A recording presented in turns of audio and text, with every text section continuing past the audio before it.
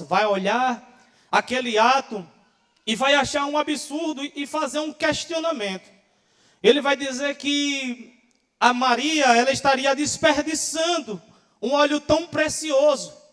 E aquele óleo poderia ser vendido por 300 denários e assim ser distribuído entre os pobres.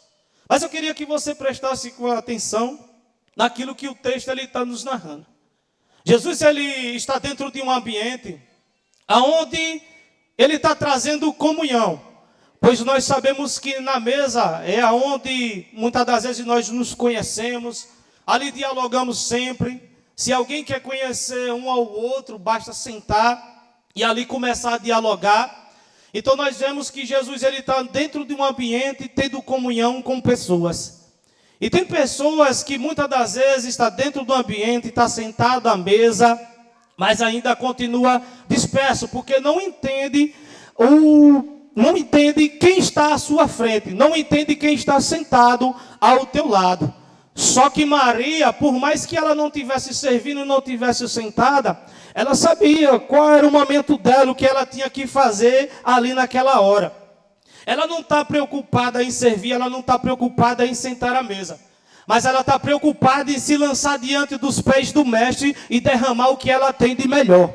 Maria, ela entendeu que no ambiente em que muitas das vezes nós estamos, nós não podemos perder tempo. Temos que nos lançar diante dos pés do Senhor e dar o melhor que nós podemos. Tem alguém que pode até questionar, por quê, para que tudo isso? Por que não faz isso para que os pobres possam ser beneficiados?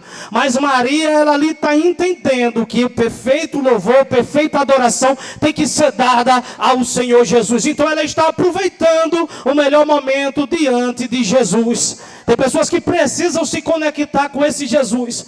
Porque se ele entrou dentro da casa de alguém e alguém conseguiu entender e prestou o melhor culto, imagina Jesus passeando aqui nessa noite como ele está falando comigo e com você. O que é que eu e você temos para poder oferecer a ele nessa noite? Será que eu tenho glória? Será que eu tenho aleluia? Será que eu tenho exaltação? Ou será que eu vou continuar de boca fechada, somente fazendo desse ambiente como mais um culto, olhando para uma mesa onde está sendo colocado pão, onde está sendo colocado algo que represente o sangue dele? Ou será que eu vou colocar o que eu tenho dentro para fora e vou mostrar que diante da presença de Jesus eu sou um verdadeiro adorador, eu sou uma verdadeira adoradora, que eu não necessito que alguém precise me mandar dar glória para poder dar glória a ele, porque basta sentir a presença dele que habita dentro de nós, que um fogo já começa a se acender. Algo dentro de nós começa a nos alertar. E eu entendo que Jesus ele está na casa. E se ele está na casa, eu não posso ficar parado. Aleluia, Jesus. Tem alguém que vai questionar a tua adoração, porque não vai entender o que você tem com Deus. Mas continua adorando, continua glorificando, porque você não deve nada para ninguém. Se você tiver que fazer barulho, faça. Mas é esse seu jeito aí que muitas pessoas dizem que é doido, de adorar o Senhor Jesus. Mas o que você não pode perder é esse momento dele estar presente na casa e você fazer pouco caso. Aleluia, Jesus. Tem gente que quer que Jesus ele esteja na casa, mas só para Jesus servir. Tem gente que quer que Jesus ele sente à mesa, mas só para somente contar os seus problemas e ele muitas das vezes possa solucionar. Sendo que ele não entende que enquanto ele está na mesa, você adora, você glorifica, você diz que ele é bom e ele já está agindo naquilo que você está tendo dor de cabeça. E você quando chegar na tua casa não vai ter problema mais. Por quê? Porque Jesus ele já chegou diante do teu problema. Aleluia, Jesus. A minha fé e a tua fé é uma coisa que você não pode deixar que ninguém questione. Porque o que você tem com Deus não interessa para ninguém, é você e Deus. Aleluia, Jesus. Tem gente que não vai entender, vai mangar. Mas o importante é que você tenha presença dentro de você. O importante é que Jesus, quando ele senta na mesa, ele não vai lhe chamar de diácono, de pastor, não vai lhe chamar de nada, mas vai dizer, é meu amigo. Quem está sentado ao meu lado é meu amigo. Esses aqui eu conheço, esse daqui eu tenho prazer em sentar na mesa e compartilhar alguma coisa com eles. Porque tem gente que está preocupado com aquilo que ele exerce, com aquilo que ele carrega. Só que Jesus, ele não está preocupado muitas das vezes com o que você é, com aquele nome que você está levando. Porque nome não vai ter nada a ver com caráter. Jesus, ele procura pessoas que tenham caráter. Lázaro tinha caráter, Maria tinha caráter, Marta tinha caráter. Por isso que o Senhor Jesus tinha prazer de sentar com eles. Não adianta, pode carregar o título que for, mas se não tiver caráter, não tem comunhão, não senta na mesa, vai ser em vão a presença, muitas das vezes, que você está desperdiçando. Aleluia, Jesus. E você pode perceber, eu gosto de aprender com o Senhor Jesus, porque Ele não pede nada para si, Ele não precisa. Porque tudo que é dele vai vir de encontro a Ele. Enquanto Jesus está na casa, tem pessoas que estão se aproximando e estão querendo ver Jesus. Só o fato de ver Jesus, pessoas já alegravam o teu coração. Jesus, ele não precisava pedir para pessoas ficar colado com ele, porque a essência na qual ele carregava fazia com que pessoas fossem atraídas. É muito diferente de muita gente hoje em dia, tem que fazer alguma coisa para que as pessoas fiquem do lado dele. Só que muitas das vezes as pessoas que colam do nosso lado são cheias de bajulações, são cheias de coisas que não vai nos levar a lugar nenhum. Nós temos que aprender como Jesus. Se quiser estar do meu lado, esteja, mas se não quiser, pode pegar a porta e ir embora, porque só vai ficar do meu lado quem verdadeiramente adora e exalta o meu nome.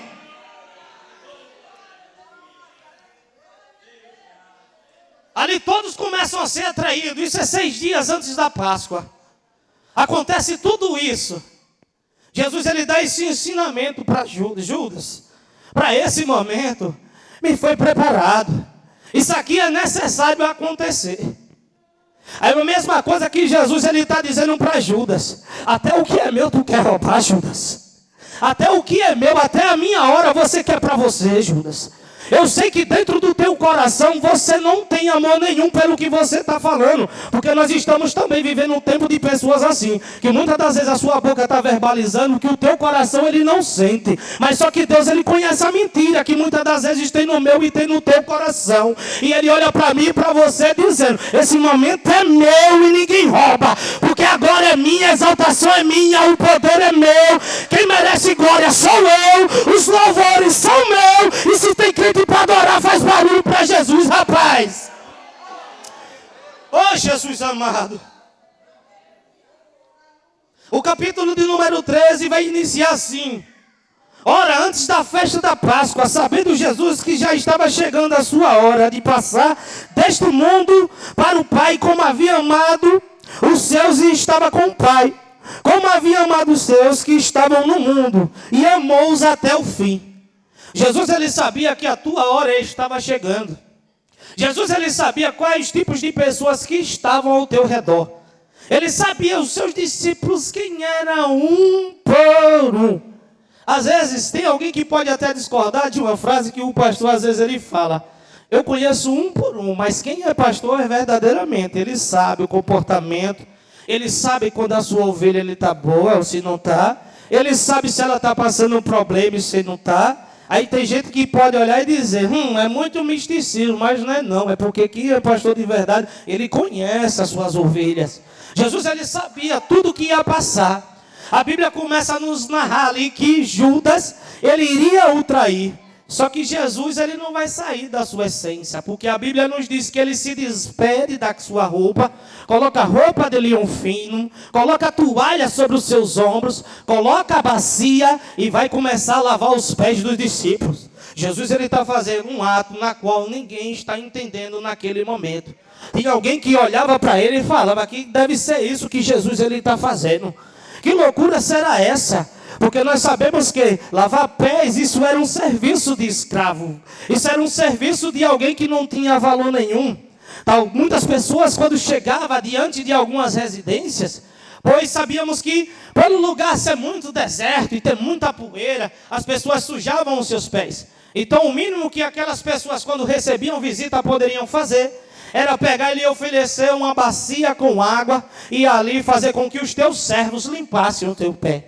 Mas como é que Jesus, sendo o Senhor, sendo o Mestre, ele está fazendo um ato no qual é os seus escravos, é aquelas pessoas que não tinham valor, ele está exercendo naquele grande momento. Jesus dando um tapa na minha cara e na tua nessa noite, nos mostrando que mesmo ele sendo o Mestre e Senhor, eu e você não podemos parar de servir. Tem gente que quer ser servido e quer ser visto, mas não quer servir. Tem gente muitas das vezes que está falando sobre um amor na qual não vive. Um amor no qual muitas das vezes Deus vai lhe provar através do serviço no qual você está exercendo. E você muitas das vezes está se passando por mentiroso. Mas só que Jesus ele está olhando aquele momento e está dizendo: eu vou ter que lavar os pés de todo mundo para que vocês possam aprender. Pois é uma coisa que eu sempre tenho aprendido. Se tem algo que eu quero cobrar das pessoas, muitas das vezes eu vou ter que fazer. Então Jesus ele está dizendo: eu tenho como cobrar de vocês naquele grande dia, porque hoje eu estou fazendo. Então se tu diz que é alguma coisa, mas não faz, vai chegar o dia do acerto de conta. É necessário lavar pé. É necessário fazer os serviços dentro da casa do Senhor. É necessário você se lançar diante daquilo que a casa está necessitando. A gente está vendo muitas das vezes uma casa cheia, inchada de pessoas que querem ser alguma coisa, só não quer ser o servo. Na hora que a gente pede para poder contar com alguma coisa, que a gente se conta dedo. É gente que é muita coisa, mas no final não é nada. Mas eu tenho uma coisa para você. Sabe por que Jesus ele é rei e ele é Senhor? Porque não existe nenhum maior servo como o Senhor Jesus. Se você quer ser grande, faça aquilo que ele diz no capítulo 19 do livro de Mateus. E alguém quiser ser grande no reino do céu, comece a servir, comece a fazer. Nós não estamos vivendo um tempo onde as pessoas estão com a nhaca espiritual. Nós estamos vivendo um tempo onde a preguiça espiritual estão pegando as pessoas e estão querendo uma coisa que muitas das vezes é para ela fazer. Se eu quero que alguém faça por mim, primeiro eu tenho que fazer. Se eu quero ver alguém exercendo alguma coisa, primeiro eu vou ter que fazer, ser exemplo para que outras pessoas possam me acompanhar. Aleluia, Jesus. Jesus ele começa a lavar os pés. Pedro começa a indagar: Jesus, mas por que o Senhor lava meus pés? Não, o Senhor não pode lavar meus pés. Jesus diz: ei, se eu não fizer isso, tu não terá partes comigo. Ele vai dizer: Jesus, então já que o Senhor vai lavar os meus pés, lava também a minha cabeça, lava o meu corpo, lava tudo. Tem muitas das vezes que Jesus está fazendo coisa dentro da casa que ninguém está entendendo. Ainda não entendeu a essência do Senhor Jesus. Estamos precisando conhecer mais o Senhor Jesus na sua essência. Talvez você conheça só o Senhor Jesus como alguém que pode lhe favorecer naquilo que você quer, naquilo que pode lhe beneficiar. Mas você tem que conhecer o Senhor Jesus pelo que Ele é, não somente pelo que Ele pode fazer. Você tem que conhecer o Senhor Jesus na essência dele de ser grande, de ser poderoso, de mesmo sendo Deus, deixou toda a tua glória para descer, para poder ficar com você. Mas talvez você só conheça Jesus, um Jesus que pode lhe dar as coisas, um Jesus que pode fazer aquilo que vai lhe satisfazer, e por um momento você vai abandonar Ele. É por isso que muitas das vezes Jesus ele vai apertar em alguns lados, para que você possa entender que você tem que ficar nos pés dele, tem que conhecer Ele na intimidade, e aí verdadeiramente você saber quem é Deus. Jesus, depois de fazer todo aquele ato, ele está reunido, ele coloca as suas vestes, volta para a tua posição e agora vai dizer: está vendo o que eu fiz? Vocês estão vendo esse ato simbólico que eu estou fazendo no meio de vocês? Agora vocês não estão entendendo, mas mais tarde vós vai entender. E Jesus ali ele começa a dar alguns ensinamentos e a sua alma começa a ficar constrangida, começa a ficar perturbada. E agora a gente começa a entrar no texto, porque a Bíblia vai nos dizer que quando a alma de Jesus ela está perturbada, a Bíblia vai nos dizer que no versículo seguinte ele vai dizer: a minha alma está angustiada, e ali ele vai revelar: no meio de vocês tem alguém que vai me trair. Eu fico imaginando Jesus sentado à mesa, um lugar que é de comunhão, e aí tem alguém que chega de repente e diz: tem alguém no meio de vocês que vai me apunhalar, que vai me trair, vai fazer algo na qual vai me levar diretamente para a cruz. E ali as pessoas começam a olhar umas para as outras, e ali você pode até meditar e dizer: mas por que esse Jesus ele joga essa farpa no meio do ar? Por que é que Jesus ele fala tudo aquilo no meio de pessoas e não vai falar num particular? Porque o Senhor Jesus ele é verdadeiro, e aquilo que é mentira ele tem que fazer cair por terra. O Senhor Jesus ele aproveita o momento de comunhão para poder lançar aquilo que é mentira e dizer a verdade no meio deles. O Senhor Jesus não é como muitas pessoas, na qual muitas das vezes está articulando coisas por detrás e depois vem com a cara mais lisa dizendo que não fez nada. Tenha postura, tenha caráter. Aquilo que tu faz, você fala.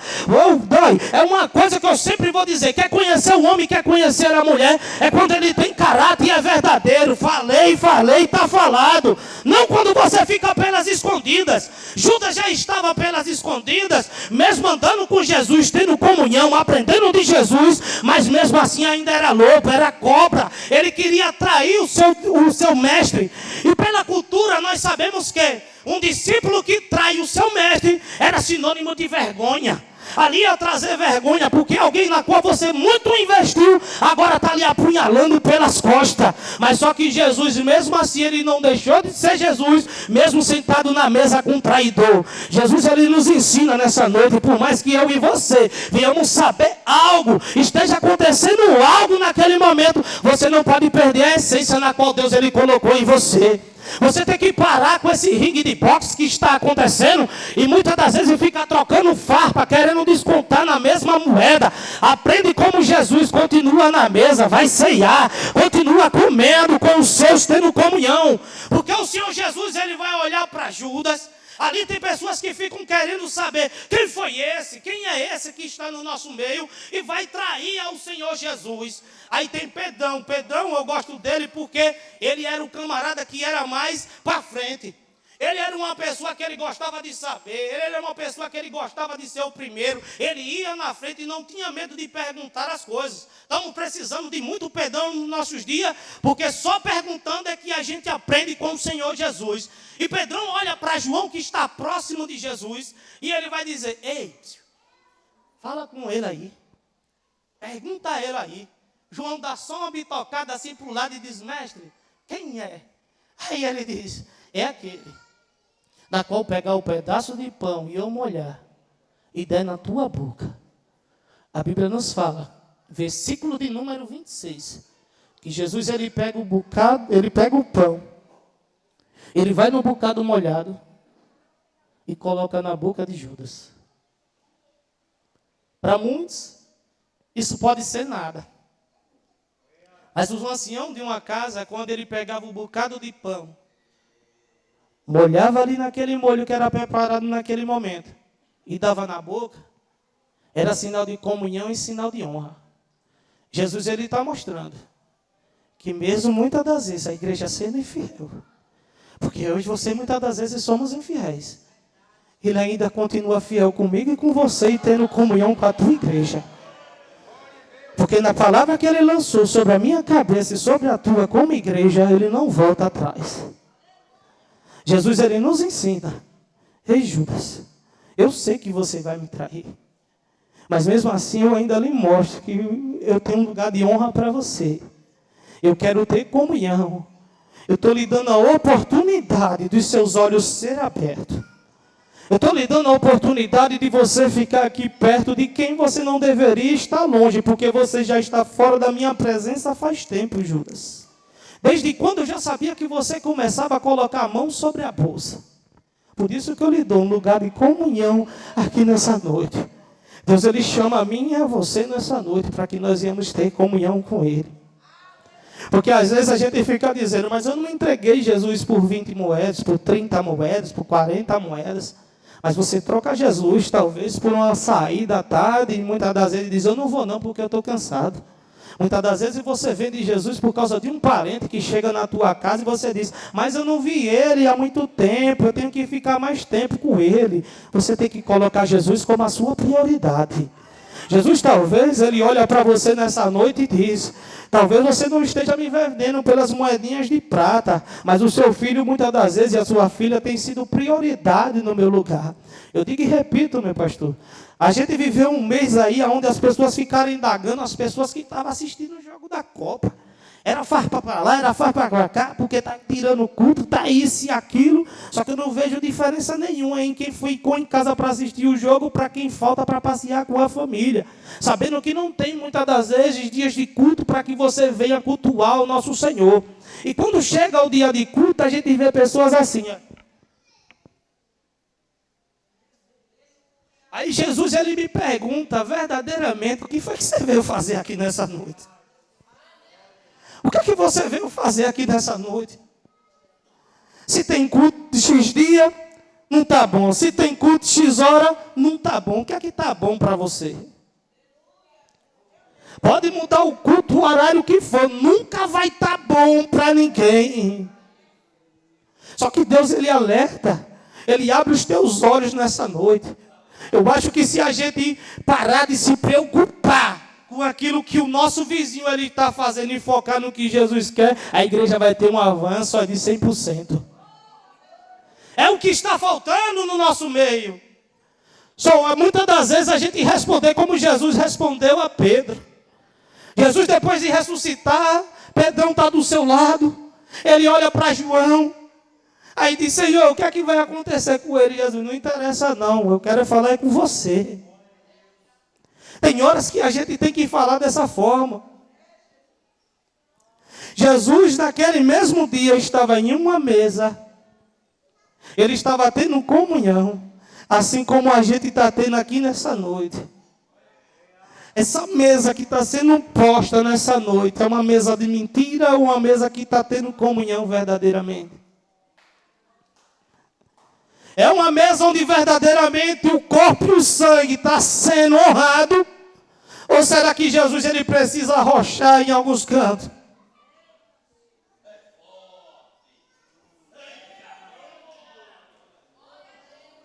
Eu e você temos que abrir os nossos olhos. Estamos numa noite de comunhão. E comunhão fala de unidade. Fala de um só pensamento. Fala de um só espírito. Eu estou colado com você. Tem que ser dessa forma. Se não for, nós estamos só mais cumprindo uma agenda de culto, batendo carteirinha com a digital e dizendo: pastor, mais uma vez eu vim para o culto. Mas fica de reflexão em nome de Jesus para todos nós.